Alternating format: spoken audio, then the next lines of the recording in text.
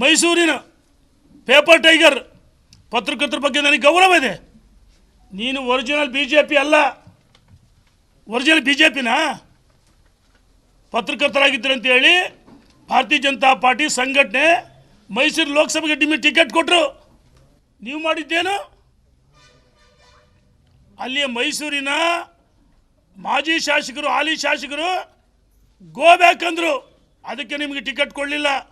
High command ಅದನ್ನು ನಿರ್ಧಾರ ಮಾಡಿ ನೀವು ಸಕಲೇಶ್ಪುರದವರು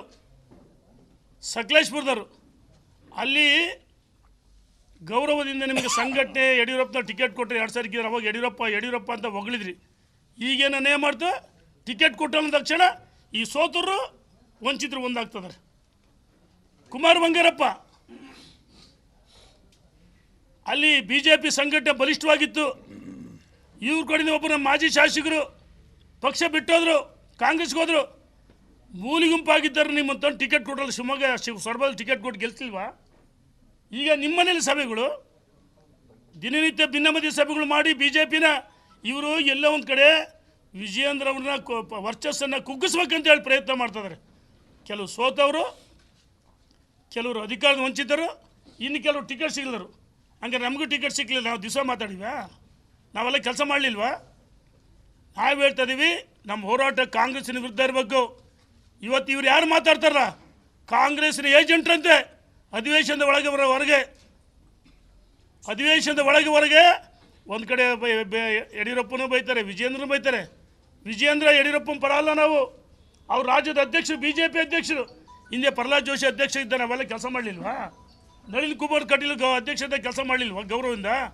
ಅವ್ರ ಅಧ್ಯಕ್ಷ ಆದಮೇಲೆ ಸಂಘಟನೆ ಏನು ಜವಾಬ್ದಾರಿ ಕೊಡುತ್ತೆ ಅದನ್ನು ನಾವೆಲ್ಲ ಕೆಲಸ ಮಾಡಬೇಕು. ದಾರಿಲಿ ಬೀದಿಲಿ ಮಾತಾಡಿದ ತಕ್ಷಣ ವಿಜಯೇಂದ್ರ ಇಳಿಸೋಕ್ಕಾಗಲ್ಲ. ವಿಜಯೇಂದ್ರ ಅವ್ರನ್ನ ಮೆಂಟಲಿ ಕುಗ್ಗಿಸೋಕೆ ಇದೆಲ್ಲ ಪ್ರಯತ್ನ ನಿಮ್ಮದು. ನಾವು ಹೇಳ್ತಾ ಇದ್ದೀವಿ, ದಾವಣಗೆರೆ ಜಿಲ್ಲೆಯಿಂದ ರವೀಂದ್ರನಾಥ್ ನೇತೃತ್ವದಲ್ಲಿ ಭಾರತೀಯ ಜನತಾ ಪಾರ್ಟಿ ಸಂಘಟನೆ ಬಲಿಷ್ಠ ಆಗಬೇಕು. ಜಿಲ್ಲೆಯಲ್ಲಿ ಅಷ್ಟೇ, ಜಿಲ್ಲೆಯಲ್ಲ ದಾವಣಗೆರೆ ಒಂದು ಸಂದೇಶ ಕೊಡಬೇಕು ಈ ರಾಜ್ಯಕ್ಕೆ. ದಾವಣಗೆರೆಯಿಂದ ಭಾರತೀಯ ಜನತಾ ಪಾರ್ಟಿ ರಾಜ್ಯದ ಅಧ್ಯಕ್ಷರ ಪರವಾಗಿ ಅಥವಾ ಯಡಿಯೂರಪ್ಪನವ್ರ ಪರವಾಗಿ ನಾವು ಅವರ ಮುಖವಾಣಿಯಾಗಿ ಮಾತಾಡ್ತಲ್ಲ, ಅವ್ರ ರಾಜ್ಯದ ಅಧ್ಯಕ್ಷದಿಂದ ಪಕ್ಷದ ಪರವಾಗಿ ಬಿ ಜೆ ಪಿ ಉಳಿಸಿ. ಇವ್ರು ಕೆಲವರು ಹೇಳ್ತಾರೆ ನಿಷ್ಠರು ಸಭೆಗಳು. ಯಾವ ನಿಷ್ಠರು? ದಿನನಿತ್ಯ ದಾರಿ ಬೀದಿಲಿ ಮಾತಾಡೋ ಭಿನ್ನಮತಿ ನೀವು, ಕಾಂಗ್ರೆಸ್ ಏಜೆಂಟ್ ನೀವು, ಬಿಜಾಪುರದಲ್ಲಿ ಹೊಂದಾಣಿಕೆ ರಾಜಕಾರಣ ಮಾಡೋರು ನೀವು ನಿಷ್ಠರ? ಇನ್ನು ಮುಂದೆ ಇದು ಒಳ್ಳೆಯದಲ್ಲ. ಇವತ್ತೇನು ಪಾದಯಾತ್ರೆ, ಆ ಬೆಂಗಳೂರು ಟು ಮೈಸೂರು ಪಾದಯಾತ್ರೆ ಯಶಸ್ವಿ ಆಯಿತು. ಆ ಯಶಸ್ವಿ ಏನಾಯ್ತಲ್ಲ, ಅದರ ವಿಜಯೇಂದ್ರ ವರ್ಚಸ್ಸನ್ನು ಕುಗ್ಗಿಸೋಕ್ಕೋಸ್ಕರ ಈ ರೀತಿ ಮಾಡ್ತಾಯಿದ್ದೀರಿ. ಯಾವುದೇ ಕಾರಣಕ್ಕೆ ಹೇಳ್ತಿದ್ವಿ, ಈ ರೀತಿ ಗೊಂದಲಗಳು ಸೃಷ್ಟಿ ಮಾಡೋದು ಬೇಡ. ವಿಜಯೇಂದ್ರ ರಾಜ್ಯಾಧ್ಯಕ್ಷರು ಯಾವ ಕಾರಣಕ್ಕೆ ನಿಮ್ಗೆ ಇಳಿಸೋಗ್ತಾ ಇಲ್ಲ. ಇದು ಒಳ್ಳೆಯದಲ್ಲ. ಪಕ್ಷಕ್ಕೆ ಹೊಂದಾಣಿಕೆ ಮಾಡ್ಕೊಂಡು ಹೋಗಬೇಕೆ ವಿನ ಈ ರೀತಿ ಮುಜುಗರ ತರ್ತಕ್ಕಂಥ ಹೇಳಿಕೆ ಕೊಡಬಾರ್ದು ಅಂತೇಳಿ ನಾವೆಲ್ಲ ನಿರ್ಣಯವನ್ನು ಮಾಡ್ತಾಯಿದ್ದೀವಿ. ನಮ್ಮೆಲ್ಲರ ನಾಯಕರಾದಂಥ ಮಾನ್ಯ ಹಿರಿಯರಾದ ಎಸ್ ಎ ರವೀಂದ್ರನಾಥ್ರವರು ಹಾಗೂ ಈಗ ತಾನೇ ಸ್ಪಷ್ಟವಾಗಿ ವಿಚಾರಗಳನ್ನು ಮಾನ್ಯ ಮಾಜಿ ಸಚಿವರಾದಂಥ ಎಂ ಪಿ ರೇಣುಕಾಚಾರ್ಯ ಅವರು ತಿಳಿಸಿದ್ದಾರೆ. ಒಂದೆರಡು ಕಾರ್ಯಕರ್ತರ ಅನಿಸಿಕೆಗಳನ್ನು ನಾನು ತಮ್ಮ ಮುಂದೆ ಹಂಚ್ಕೊಳ್ಳೋಕೆ ಇಚ್ಛೆ ಪಡೋದು ಅಂದರೆ, ಭಾರತೀಯ ಜನತಾ ಪಾರ್ಟಿಗೆ ಪಾರ್ಟಿ ವಿತ್ ಎ ಡಿಫರೆನ್ಸ್ ಅಂತಕ್ಕಂಥ ಒಂದು ಹೆಸರಿದೆ, ಮೊದಲಿನಿಂದ ಬಂದಿದೆ ಅದು. ಆ ಪಾರ್ಟಿ ವಿತ್ ಎ ಡಿಫರೆನ್ಸ್ ಅಂತ ಅಂದರೆ ಇದೊಂದು ವಿಭಿನ್ನ ರಾಜಕೀಯ ಪಕ್ಷ ಅಂತ ಹೇಳಿ. ಅದು ನಮ್ಮ ಅನೇಕ ವರ್ಷಗಳ ಹಿರಿಯರ ನಡವಳಿಕೆಗಳ ಆಧಾರದ ಮೇಲೆ ಈ ಸಂಘಟನೆಗೆ ಆ ಒಂದು ಜನ ಗುರುತಿಸ್ತಾ ಇದ್ದಾರೆ. ಬಿ ಜೆ ಪಿಯ ಕಾರ್ಯಕರ್ತರನ್ನು ಅದೇ ರೀತಿ ಗುರುತಿಸ್ತಾ ಇದ್ದಾರೆ. ಆದರೆ ದೌರ್ಭಾಗ್ಯ ಅಂದರೆ ಚುನಾವಣೆಗಳಲ್ಲಿ ಸೋಲು ಗೆಲುವು ಸಹಜ. ಅದು ನಾವೆಲ್ಲರೂ ಕೂಡ ಗೆದ್ದು ಅನುಭವ ಇರೋವಂಥವ್ರು, ಸೋತು ಅನುಭವ ಇರೋವಂಥವ್ರು. ಆ ಚುನಾವಣೆಗಳು ರಾಜಕೀಯ ಕ್ಷೇತ್ರದಲ್ಲಿ ಸಹಜವಾಗಿ ಗೆಲುವು ಸೋಲು ಇದ್ದೇ ಇರುತ್ತೆ. ಯಾವುದೇ ಚುನಾವಣೆಯ ಸೋಲು ನಮ್ಮನ್ನು ಎಂದೂ ಧೃತಿಗೆಡಿಸಿಲ್ಲ ಮತ್ತು ನಮ್ಮೊಳಗೆ ಗೊಂದಲಕ್ಕೂ ಕಾರಣ ಆಗಿಲ್ಲ. ಏನೇ ವ್ಯತ್ಯಾಸಗಳಿದ್ದರೂ ಕೂಡ ನಮಗೆ ನಮ್ಮದೇ ಆದಂಥ ಒಂದು ವ್ಯವಸ್ಥೆ ಇದೆ ನಮ್ಮೊಳಗೆ. 4 ಗೋಡೆಯ ಮಧ್ಯೆ, ಪಕ್ಷದ ಹಿರಿಯರ ಮಧ್ಯೆ ನಾವು ಕೂತ್ಕೊಂಡು ನಮ್ಮದು ಯಾವುದೇ ಅಭಿಪ್ರಾಯ ಇದ್ದರೂ ಕೂಡ ನಾವೆಲ್ಲರೂ ಮುಕ್ತವಾಗಿ ಚರ್ಚೆ ಮಾಡ್ಕೊಳ್ಳೋಕೆ ನಮ್ಮ ಪಾರ್ಟಿಯೊಳಗೆ ಅವಕಾಶ ಇದೆ. ಬಹುಶಃ ಬೇರೆ ಯಾವ ಪಾರ್ಟಿಯಲ್ಲಿ ಇದೆಯೋ ಇಲ್ಲೋ ಗೊತ್ತಿಲ್ಲ, ನಮ್ಮ ಪಕ್ಷದಲ್ಲಿ ಮಾತ್ರ ಒಬ್ಬ ಸಾಮಾನ್ಯ ಕಾರ್ಯಕರ್ತ ಕೂಡ ರಾಜ್ಯ ಅಧ್ಯಕ್ಷ ಆಗಲಿ ರಾಷ್ಟ್ರೀಯ ಅಧ್ಯಕ್ಷರಿಗೆ ಆಗಲಿ ಅಥವಾ ಪಕ್ಷದ ಯಾವುದೇ ಚುನಾಯಿತ ಪ್ರತಿನಿಧಿಗಾಗಲಿ ನೇರವಾಗಿ ಸಂಪರ್ಕ ಮಾಡಿ ಅವರ ಅಭಿಪ್ರಾಯ ಹೇಳೋಕ್ಕೆ ಅವಕಾಶ ಇದೆ. ಅಂಥ ಸಂದರ್ಭದಲ್ಲಿ ಅದರೊಳಗೂ ಪ್ರಸ್ತುತ ಸ್ಥಿತಿ ಒಳಗೆ ಇವತ್ತು ಇಡೀ ರಾಜ್ಯದೊಳಗೆ ಜನಸಾಮಾನ್ಯರಿಗೆ ಪ್ರಸ್ತುತ ಕಾಂಗ್ರೆಸ್ ಸರ್ಕಾರ ಅವರ ಏನು ನಡವಳಿಕೆಗಳಿದ್ದಾವೆ, ಯೋಜನೆಗಳ ಅನುಷ್ಠಾನದ ಹೆಸರಿನೊಳಗೆ ಏನು ಲೂಟಿ ನಡೀತಾ ಇದೆ, ಅದರ ಹಿನ್ನೆಲೆ ಒಳಗೆ ಭಾಳಷ್ಟು ಭ್ರಮನಿರಸನ ಆಗಿದ್ದಾರೆ. ಸನ್ಮಾನ್ಯ ಮುಖ್ಯಮಂತ್ರಿಗಳಾದಂಥ ಸಿದ್ದರಾಮಯ್ಯನವರ ಶ್ರೀಮತಿಯವರು ಇವತ್ತು ಪತ್ರಿಕೆ ಒಳಗೆ ಒಂದು ಬಂದಿರೋದು ನಾವೆಲ್ಲ ನೋಡಿದ್ದೇವೆ.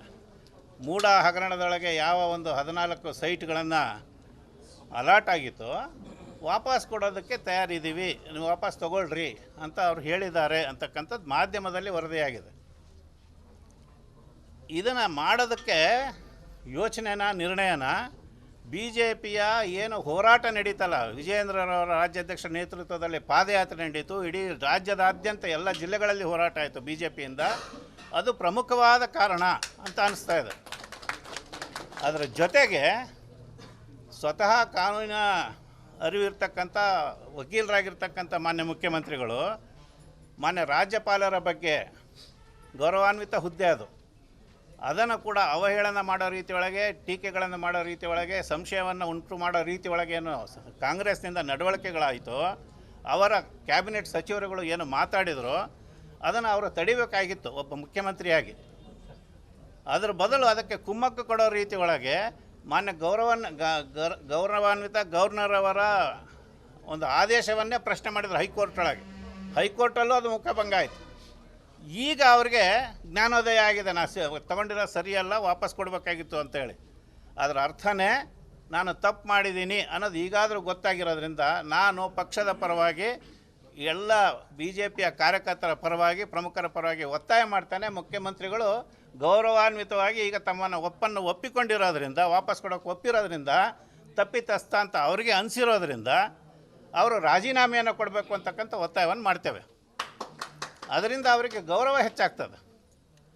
ಮತ್ತು ಏನು ಈಗ ನಡೀತಾ ಇದೆ ಅದರ ವಿವರಗಳಕ್ಕೆ ನಾವು ಹೋಗೋದಿಲ್ಲ. ಅದರ ನಂತರ ಅದು ಏನೇ ಆದೇಶ ಬಂದು ಅವರು ತಪ್ಪಿತಸ್ಥರಲ್ಲ ಅನ್ನೋದು ಬಂದರೆ ಆವಾಗ ಮತ್ತೆ ಪಕ್ಷ ಅವರಿಗೆ ಕಾಂಗ್ರೆಸ್ನಿಂದ ಅವ್ರ ಮುಖ್ಯಮಂತ್ರಿಗಳಾಗ್ಬೋದು, ಏನು ತೊಂದರೆ ಇಲ್ಲ. ನಮ್ಮ ಪಕ್ಷಕ್ಕೆ ಸಂಬಂಧಪಟ್ಟಂತೆ ವಿಶೇಷವಾಗಿ ಇವತ್ತಿನ ಈ ಒಂದು ನಾವು ಕರೆದಿರೋಂಥ ಪತ್ರಿಕಾಗೋಷ್ಠಿಯೇ ದಾವಣಗೆರೆ ಜಿಲ್ಲೆ ಒಳಗೆ ಇತ್ತೀಚೆಗೆ ಏನು ನಡೀತೋ ಸಭೆ, ಆ ಸಭೆಯೊಳಗೆ ಎಲ್ಲ ಮಾತಾಡೋದಂತರೂ ನಾವೆಲ್ಲರೂ ಬಿ ಜೆ ಪಿಯ ಕಾರ್ಯಕರ್ತರು, ಬಿ ಜೆ ಪಿಯ ನಿಷ್ಠಾವಂತರು ಅಂತಲೇ ನಾವು ಅಂದ್ಕೊಂಡಿದ್ದೇವೆ. ಹಂಗಿದ್ದಾಗ ನಾವೆಲ್ಲರೂ ನಮ್ಮ ಮನೆಯನ್ನು ನಾವೇ ಒಡೆದಾಕ್ಕೊಳ್ಳೋಕ್ಕೆ ಯಾರೂ ನಾವು ಪ್ರಯತ್ನ ಮಾಡೋದು ಬೇಡ. ತಪ್ಪು ಒಪ್ಪು, ಸರಿ ತಪ್ಪು, ಒಳ್ಳೆಯದ ಕೆಟ್ಟದ್ದು ಎಲ್ಲ ಸಂದರ್ಭದಲ್ಲೂ ಆಗ್ತದೆ, ಎಲ್ಲರಿಂದ ಆಗ್ತಾರೆ, ಯಾರೂ ಪರಿಪೂರ್ಣ ಅಲ್ಲ. ನಾವೆಲ್ಲ ನಮ್ಮ ಒಂದು ವ್ಯವಸ್ಥೆ ಏನಿದೆ ಅದರ ಹಿನ್ನೆಲೆ ಒಳಗೆ ಈಗೇನು ರೇಣುಕಾಚಾರ್ಯ ಅವರು ಹೇಳಿದ್ರಲ್ಲ, ರಾಜ್ಯದ ವರಿಷ್ಠರ ಮಧ್ಯೆ, ರಾಷ್ಟ್ರದ ವರಿಷ್ಠರು ಅಥವಾ ರಾಜ್ಯದ ಕೋರ್ ಟೀಮು ಪ್ರಮುಖರ ಮಧ್ಯೆ ಕೂತ್ಕೊಂಡು ನಾವು ನಮ್ಮ ಏನು ಎಲ್ಲ ಅಭಿಪ್ರಾಯಗಳಿದ್ದಾವೆ ಹಂಚ್ಕೊಳ್ಳೋಣ, ಮುಕ್ತವಾಗಿ ಹಂಚ್ಕೊಳ್ಳೋಣ. ನಮ್ಮ ಎಲ್ಲ ಅಭಿಪ್ರಾಯಗಳನ್ನು, ಬೇರೆ ಬೇರೆ ಅಭಿಪ್ರಾಯಗಳು ಏನೇ ಇದ್ದರೂ ಕೂಡ ಅದನ್ನೆಲ್ಲ ನಾವು ಸರಿಪಡಿಸ್ಕೊಂಡು ಪಕ್ಷದ ಹಿತದೃಷ್ಟಿಯಿಂದ, ಸಾಮಾನ್ಯ ಕಾರ್ಯಕರ್ತನ ಹಿತದೃಷ್ಟಿಯಿಂದ ನಾವು ಮುಂದಿನ ದಿನಗಳೊಳಗೆ ಒಟ್ಟಾಗಿ ಒಂದಾಗಿ ಹೋಗೋದ್ರ ಮೂಲಕ ಮಾತ್ರ ನಾವು ಪಕ್ಷಕ್ಕೆ ನ್ಯಾಯ ಕೊಟ್ಟಂಗಾಗ್ತದೆ. ನಾವು ಈ ಕಾರ್ಯಕರ್ತರಾಗಿ ಇರೋದಕ್ಕೂ ಕೂಡ ನಮ್ಮ ಮಾತಿಗೆ ಗೌರವ ಇರ್ತದೆ ಅಂತಕ್ಕಂಥ ಒಂದು ಅಭಿಪ್ರಾಯವನ್ನು ವ್ಯಕ್ತ ಮಾಡ್ತಾ ಇದ್ದೇನೆ. ಮತ್ತು ಆದಷ್ಟು ಬೇಗನೆ ಈ ಒಂದು ಗೊಂದಲಕ್ಕೆ ಇತಿಶ್ರೀ ಆಡಬೇಕು ಅಂತಕ್ಕಂಥ ಒತ್ತಾಯವನ್ನು ಕೂಡ ನಾನು ರಾಜ್ಯದ ವರಿಷ್ಠರಲ್ಲಿ, ಮಾನ್ಯ ರಾಜ್ಯ ಅಧ್ಯಕ್ಷರಿಗೂ ಮತ್ತು ಹಿರಿಯರೊಳಗೂ ಕೂಡ ನಾನು ಮಾಡ್ತೇನೆ. ಆದಷ್ಟು ಬೇಗ ಈ ಗೊಂದಲಗಳಿಗೆ ಒಂದು ಇತಿಶ್ರೀ ಹಾಡಿ ನೀವು ಸಂಬಂಧಪಟ್ಟವ್ರನ್ನೆಲ್ಲರನ್ನೂ ಕರೆದು ಮಾತಾಡಿಸಿ ಇದು ಒಂದು ಸರಿಪಡಿಸೋಂಥ, ತಿಳಿಗೊಳಿಸತಕ್ಕಂಥ ವಾತಾವರಣವನ್ನು ಮಾಡಬೇಕು ಅಂತಕ್ಕಂಥದ್ದು ನನ್ನ ಒತ್ತಾಯ ಪ್ರಮುಖರಲ್ಲಿ ಆಗಿರ್ತದೆ.